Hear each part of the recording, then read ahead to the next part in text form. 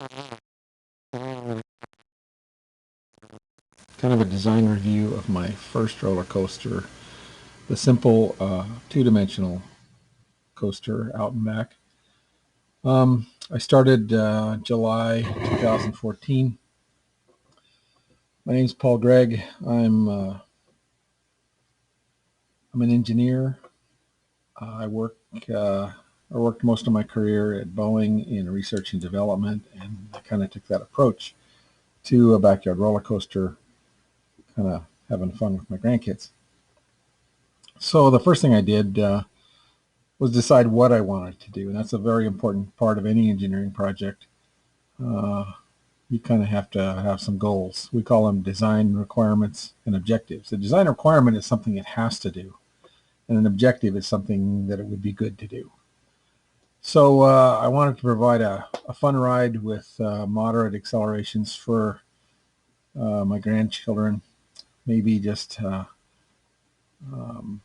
a roller coaster that went down a dip, up over a hill, a little bit of weightlessness in that hill, and then went through another dip, and then kind of went back and forth until it stopped. My grandchildren are between 5 and 9 years old, weighing between 370 pounds. I wanted the cart to go out to the end and then come back and go over that middle hump, and then possibly even go forwards again if it was efficient enough. So then I have a kind of a certain track length, maybe 50 feet, but the ride would be much longer than that. I didn't want to have the complications of turns and track bank angles, which involves a lot more difficulty in designing the cart. Subsequent tracks do have that, but I wanted to start out simple. In the aerospace world, we have what we call a factor of safety. We decide what our maximum expected operating or limit load is, and then we times that by a factor of safety, in this case 1.5, and that'll be our ultimate loads. So that's what we design to, is 1.5 times what we ever expect to see, and that means we're really going to be safe. As far as safety goes, very quickly, we need upstop provisions, wheels that are underneath the track so the cart can never come off. Store the cart away from the track or use a paddle lock so that it can't be used without me being there or an adult. Try to provide some way of keeping people from standing on the track when someone else is using it and getting hurt that way. Automobile grade lap safety belts fastened through the frame, the steel frame of the cart. Parental oversight required at all times. Some kind of a fence or at least warning tape around the track to make sure it's easy to see if people are near the track. I decided to not do a motorized lift hill to ensure that there's always adult supervision. And then some kind of provision on the cart to prevent hands and feet from getting down near the wheels and track. So I started out looking at some roller coasters online, and there was some good information. So you kind of have to start where I did. I saw PVC roller coasters online. There's a 2x4 wooden cross ties with 1.5-inch PVC track. People are doing this different ways. They're just fastening through the outside of the track, just straight through, or they drill a big hole in the outside, a small hole in the inside, and just have the fastener on the inside of the track. And I don't think everybody pretty much had straight ends to these ties, so that it didn't look very efficient to me. So the first thing I said was, well, I think I'd like to provide more stiffness and strength between the load carrying capability between the PVC rail and the cross ties. I would like to put a cupped end on the end of the tie so that it would better support it for stiffness and for strength. Um, and then I moved the position of the track relative to the tie up a little bit so that there's more meat down underneath the bottom of the rail supporting it. And then I decided I wanted to try putting it seemed like going around a corner, there was a lot of chatter where the side wheels would hit the fastener heads or the holes in the track. And I decided to try angling the fasteners down from a quarter point up here down into the wood. This does several things. It keeps the fastener head and or hole away from any wheels, main wheels or side wheels. It also angles the fastener down into the wood at an angle, which is a better idea because it reduces splitting, makes it stronger. So that's kind of the first idea I had, and so I developed a way of cupping the ends of the ties. The distance between the rails is very critical, so now the distance between the low point of the cup on the end of the tie was critical, so I had to develop a way of doing that. So anyway, materials, you always want to think about what your material properties are. Kiln dried Douglas fir 2x4s typically have 3,400 psi of compression strength parallel to the grain. If you don't know what that means, that's kind of engineering talk for how strong it is, and this is in English units. 3,400 pounds per square inch is the compressive strength of the wood in the grain direction. Inch and a half inner diameter ABS. I used ABS plastic. I saw people using different things. You don't. I found out that the PVC white plumbing pipe is very prone to sunlight embrittlement, and I read online that ABS black waste plumbing pipe has carbon black in it so that it won't embrittle in sunlight. And it was about half the stiffness of PVC. And I wanted to make some nice up and down curves in the track. So for this first track, I used ABS Schedule 40 cellular core plastic pipe. The yield strength of that is about 5,500 psi. It's all, pretty low properties, but you can use it real thick. So I did that. If I had this to do over the first one, and my subsequent roller coasters use electrical conduit PVC, which is sunlight resistant, but it has about twice the stiffness and strength of this ABS plastic. So I wouldn't do this again, but this is a documentation of what I did a year ago in July of 2014. Internal couplers, 1.5 inch PVC couplers turned down a little bit to fit inside the pipe. Number 10, 3.5 inch long screws to hold the ties to hold the rails onto the ties and to build the framing and everything. That worked pretty good. I cement the end couplers into the end of the pipe on one end only, and then just use fasteners on the other end so I can get it apart easily. I had some 70 millimeter longboard main wheels and bearings to build the cart around, and then some side wheels just off some old roller blades. The steel in the cart is A36, which roughly means 36,000 pounds per square inch ultimate yield strength steel, which is what you can generally find in a lot of things. It's in the steel world, it's pretty poor steel. There's 200 or 300 KSI steel in airplanes and stuff. 100 KSI steel is not uncommon in the industrial world, but 36 KSI. So it's pretty poor as far as steel goes, but it's easily weldable and easy to work with. And then all the fasteners I'm going to I used on the cart were generally 5/16 diameter, grade 5, sometimes grade 8 if you really need higher strength. So this is kind of where I started. I kind of decided to use a kind of a cantilevered wheel system, just 4 main wheels. And so there's a little box, a rectangular box of steel that kind of the wheel shaft goes through. The nice thing about this is you can kind of fasten it together. I really didn't know how to weld when I started, so I didn't trust my welds at all, and so it was kind of fastened and then welded. Uh, the nice thing about doing that is when you put it together, you can line up the wheels really, really well by just moving it back and forth on a piece of track, and then turning everything, turning the wheels until they don't squeak at all.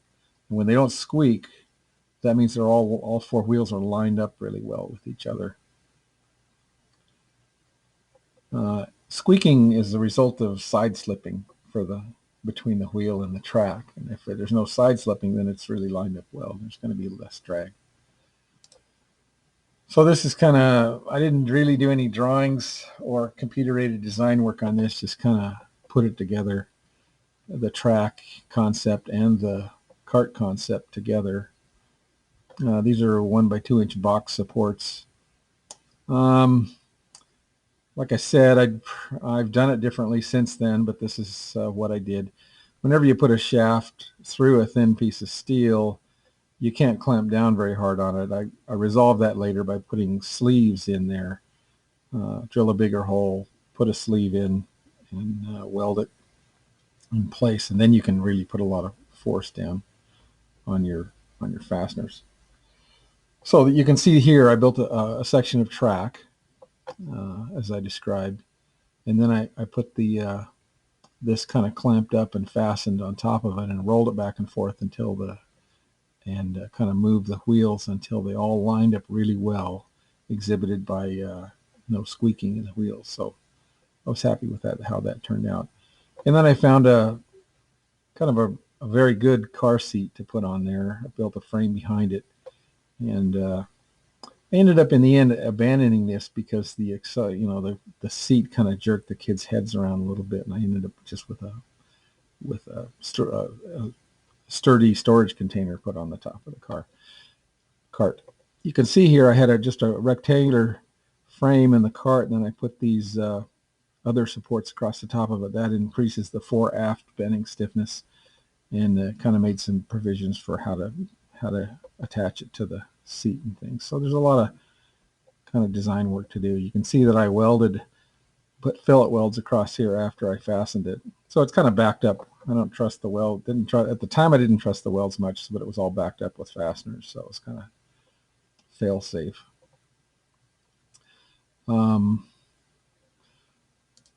So here's a little bit of how I made the cupped ends on the ties. This is kind of a jig I made. And this is a table saw with the blade raised to a certain height. This is really dangerous kind of a thing to do. Nobody would want, this would never pass a safety review, but it worked quite well. I just drag the end of the 2x4 across the blade diagonally. You take a little swath out of it, and you do that about 4 times. And then the one end is designed with a little flat part on it, and then it just makes a nice cup shape on it when you drag it across the blade at a certain angle. So I kind of had to set this up exactly the same every time and make all my ties at once so that they ended up being the same length. A lot safer way to do this would be to build a jig and get a 2-inch hole saw. The outer diameter of the pipe is around 1.9 inches, and a better way to do this would be to make a jig where you cut 2 of these cups at the same time by just cutting with a hole saw down there or some other way. That'd be a better way to do this. But this is what I did. So here's the first section of track on a welding table. So these are important. These are little gauge setter kind of things, and I made them so you could put it around the track, and then it's kind of all held together where you make sure it's all straight and can screw it down. So this first one's a little different. I made these 10-foot track sections and then kind of bent them into shape and made the roller coaster. I don't do that. I found a way of forming the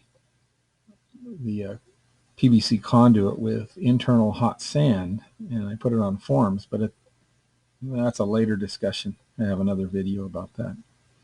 So these track gauge tools set the track spacing quite accurately. And so I made these 10-foot sections. You can see the end here. There's the PVC coupler that's turned down just a millimeter or so to make that fit in there. And then I glued it with PVC ABS glue. And you can see how the other section would fit on there. And then you just screw it down to hold it.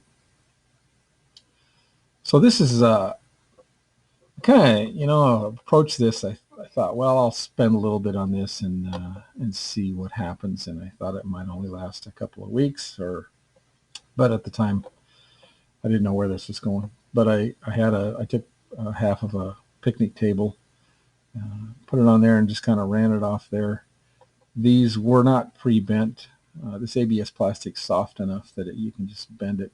But I did make it in 10-foot sections. And so there's kind of one section there, and then a second section, another section going over the hump, a section going through the dip, and then just another section going real high at the end so the cart doesn't come off the end. And it's about 102, 103 inches total drop, a little 8.5 feet or something from here to here. If you didn't have a deck or a slope like this, you'd need to build this up with framing or something and have a ladder going up to it or something, a little platform up there or some kind of a place to start. But it was nice because I saved a lot of money in the framing because I had a naturally sloping backyard. So it starts out, this is the top where you get on, it goes down through the dip, goes up over the first peak, through the second dip where it has the highest speed, goes up and stops, and then it rolls back down over the dip again. And if you've given it a little push at the front end, it's sufficient enough, it comes up here, and then it goes over the middle peak another time and ends up sloshing around in the bottom and stopping down here. It's about 50 feet total going on, but the ride is longer than that because you're going back and forth. So this is a discussion of the physics coming here. And then one of the reasons I'm doing these videos is to introduce young people to physics and math, and the idea that, yeah, you can predict physics and math are behind every roller coaster design, every good one. And it really can be interesting to see how this works. So energy, but there's potential energy and kinetic energy. Potential energy is energy that's not that you can see in motion. Classical, we're talking classical physics here. Potential energy is just the way you calculate that is just the mass times the gravitational constant, which is always the same number, times the height. So that's really easy. Potential energy equals the mass, which is, for this, it was just the cart, the bare cart. And so it was 12.5 pounds, which is 5.67 kilograms. 5.67 kilograms times 9.81 meters per second. That's always the same if you're on the surface of the Earth. It's the acceleration that the Earth is pulling on objects with. And that's always the same near the surface of the Earth. In metric units, it's 9.81 meters per second squared. And the height, which is easy, 102 inches, that's 2.61 meters from the start to the bottom there. So I know that if you call this 0 at the bottom, this height is 2.61 meters. These three numbers times each other is 145 joules. Joules is a measurement of energy. So I've got 145 joules to deal with here. And if you didn't have any losses from friction or from air drag, the kinetic energy of the cart when it's at the lowest point would be equal to 145 joules. So how fast does that mean that it's going? And there's another equation. Kinetic energy is 1/2 times the mass times the velocity squared. So for the velocity times itself. This means velocity is more important than anything. I'll talk about that in a minute. So we do a little bit of algebra. We solve for velocity here, and we find out that the velocity is equal to the kinetic energy times 2 divided by the mass, and take the square root of that thing, and we get the velocity. So in this case, velocity equals the square root of 2 times 145 joules divided by my 5.67 kilograms. I take the square root of that, and I get 7.16 meters per second. In English units, that's about 16 miles an hour. So that's pretty cool. 16 miles an hour, yeah. It'll be a little less than that once you account for drag, but yeah, 15 miles an hour down here at the bottom. That's in a little cart. That's going to be kind of fun. There's some notes at the bottom. I won't dwell too much on them. It is interesting to note that these equations, you can take the mass out of them and get the same. You can find out what the velocity is for a given starting height. You can find out what the velocity is down here, and it's independent of mass.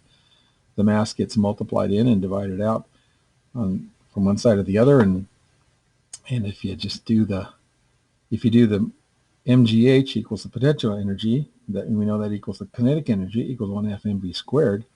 That's, you can say mgh equals 1/2 mv squared. Divide m from both sides like you do in algebra, and it's simply gravitational constants times the height equals 1/2 the velocity squared.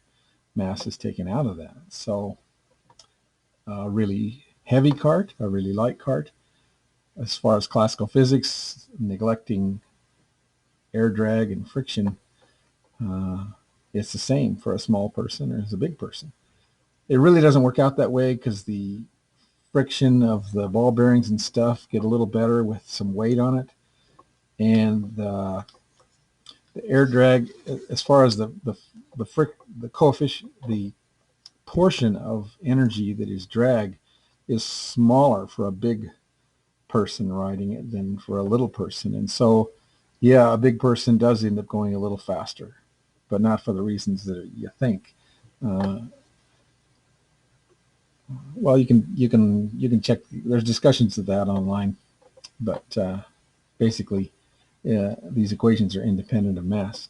It's also interesting to note that if this velocity squared thing, when engineers see something squared in an equation like this, they understand that velocity is a little more important than anything else because it's squared. What's interesting about that is that if you double the height, say you had a roller coaster that was 10 meters high, and that resulted in a certain velocity. If you double the height at the front end, you kind of think, well, then you're going to double the velocity, but that's not what happens because velocity is squared. So if you double the starting height from 10 to 20 meters, for example, the velocity at the lowest point is not doubled. It goes from 14 to 19, nearly 20 meters per second. So that's just an interesting thing. So I built the track, I built the car, I put my smartphone with an accelerometer monitor app. An accelerometer is what's in your phone that measures the motion, measures the accelerations in 3 axes, X, Y, and Z, up, down, left and right, forward and aft. And so this is, I put my I duct taped my smartphone on there, took some data. Whenever you take acceleration data, and this is in the real engineering world too, there's accelerations that are real tiny that may be high. In fact, I won't go into a full depth discussion of acceleration here, but you have to filter out some data. Some data is not really real because it doesn't last long enough to make a difference. So after filtering out some data, I did see, okay, if 9.81 is 1G, then yeah, in the first dip and the second dip, I do see nearly another G. And so instead of 1G, like you feel just standing still on the earth, you're going to feel twice as heavy for just a little bit of time. And then when you go into over the hump there in the middle, that's those G's due to the centripetal force going over this curve.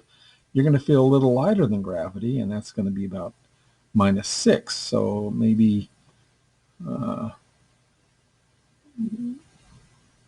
minus 9.81 would be 1 full G, and then you feel a little lighter than that.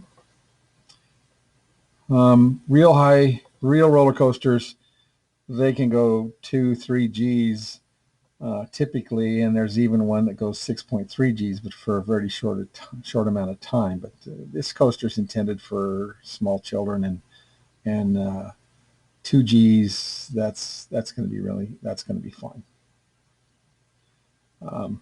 Anyway, I checked out my. Then I did a bunch of analysis, which I should have done in the first place. And I've developed a spreadsheet that analyzes for different points, so that keeps track of the kinetic and potential energy, the drag loss, and calculates the Gs, both up and down Gs going through the dips and hills, and also side Gs for turns. But that's covered in another video. So here's how I constructed this thing. I built these 10-foot sections in my garage, brought them out here, and then kind of just connected one end to a 10-foot 2x4, and then put a strut in the middle and bent the other end down, so that I just kind of curved them like that, and then put some supports on the intermediate pieces. And then I built up a framework around them, as you can see, and then I added some support. I like to call this a beam when I'm done. Engineers like to make things out of beams, which is, if you think of an I-beam, it's a top stiff, strong portion, a bottom stiff, strong portion, and then kind of a shear web to hold the things together. So you can see here I have the two rails form the upper side of the beam. A 2x4 forms the bottom side of the beam, and then there's some pieces in here that keep those two members from shifting relative to each other. So I kind of used that construction method all along. I did not want to dig holes in my yard and put cement in them, because I didn't know how long this is going to last. And when I do wrap it all up and recycle it, I don't want to have a bunch of cement and holes in my yard. So, and it actually turned out cheaper. If you put 4x4 posts in here, you have to have treated posts and a bunch of cement and dig the holes. And this is about 20-30% cheaper, I think, if you just build 2x4 frames. I did use 4x4 posts down here on the bottom. Subsequently, in my other roller coasters, I just used treated 2x4 members as the base plates. I thought I might have to stake these to the ground with some maybe 16-inch steel stakes, but the mass of the roller coaster itself kind of keeps things in check, and it was enough to keep the roller coaster from shifting on the ground, just the mass of it alone, once you get everything built. So I didn't have to put any stakes in, and this makes the whole thing kind of portable, and I didn't have to dig holes in my backyard, which I didn't want to do. Did have to level it a little bit to put it on there once in a while, but I didn't want to. Anyway, so that's how the track turned out. Turned out really nice. It's very smooth.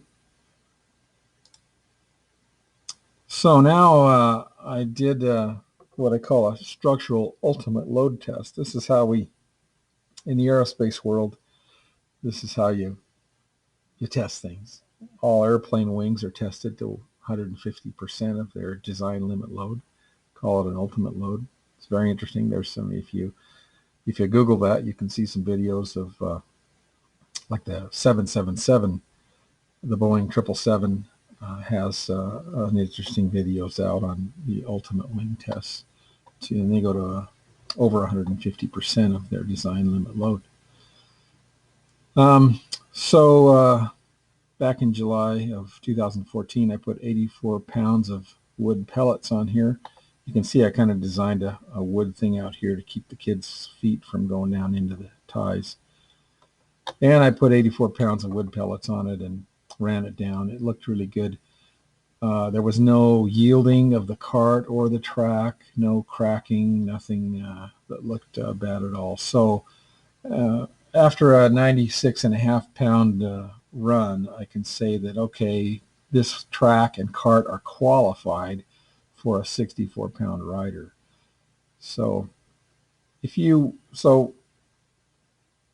if I want to qualify this for a 100-pound rider, I need to put 150 pounds of sandbags or something on it and run it down a couple of times and make sure nothing's bent or cracked or anything. And then I'm very confident that I can run it with a 100-pound rider and nothing bad's going to happen. So we call that a certification process in aerospace. I didn't really consider fatigue. I don't know how many times I'm going to run it, but my welds are pretty poor. I just had a really cheap wire flux welder, and you can, if you look close at the welds, they really look ugly, but they seem to be doing fine. If I want to qualify for more weight, then I need to do a test with 1.5 times what the maximum. If I have a 200-pound person that wants to ride, I got to put 350 pounds on there and run it down. I don't know if it would survive that, but I wouldn't. I have since qualified it for more weight, and I let about 130, 140-pound people go down this. The cart has changed now. I just have a big, sturdy storage container on it, and that keeps. It seems to work fine. I didn't like how the seat back was whacking the kids in the back of the head, and so I changed that. But I'm just documenting what I did on this first roller coaster right now. There was some initial trials. I had my 2 grandkids that are under 60 pounds, and they have a great time doing it.